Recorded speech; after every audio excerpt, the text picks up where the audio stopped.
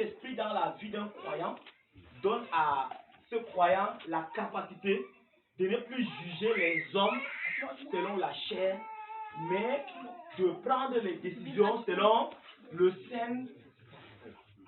Alléluia. Comme dans Actes chapitre 10, le verset 14 et le verset 28, Pierre au début était quelqu'un qui était radical, qui considérait les gens comme impurs, lui comme pur.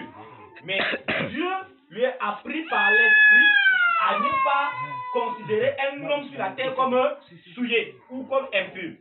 Et donc maintenant encore, nous, dans l'église, parfois, ce qui tue l'église, c'est que nous voyons l'autre à cause de sa faiblesse, qu'il est comme ci, il est comme ça, on passe le temps à le commérer, et c'est ce qui tue le réveil dans l'église, c'est ce qui tue l'église. Deuxièmement, j'ai parlé de l'histoire de Paul. Il a donné son témoignage. Paul dit qu'un temps dans sa vie, il était misérable, vendu au péché. Lui, il veut faire même le bien. Le bien qu'il veut faire, il ne parvient pas à le faire. Mais c'est le mal qu'il ne veut pas faire. Il se rend compte qu'il a fait de le faire. Pourquoi?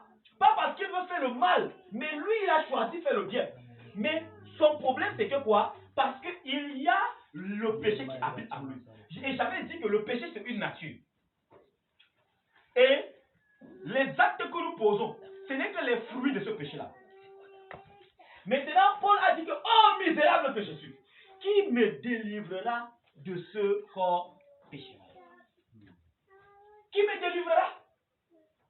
Jusqu'à ce que, dans Romains 8, il dit que la loi de l'esprit de vie en Christ m'a affranchi de la loi du péché et de la mort.